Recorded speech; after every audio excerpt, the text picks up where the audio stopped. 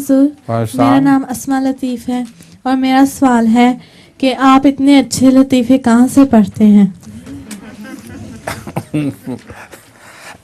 مجھے شوق ہے لطیفوں کا.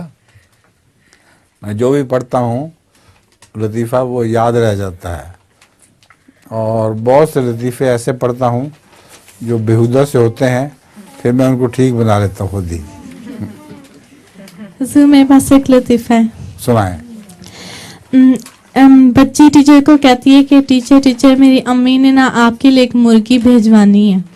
تو کچھ دن گزرتے ہیں تو ٹیچر انتظار کرتی رہتی ہے, مرغی آتی نہیں ہے. تو پھر ٹیچر بچی سے پوچھتی ہے کہ بیٹا آپ نے تو کہا تھا کہ میری امی نے مرغی بھیجوانی, تو ابھی تک کیوں نہیں آئی؟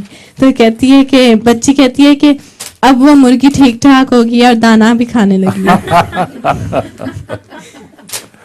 جب بیمار تھی اس پر بھجوائی تھی.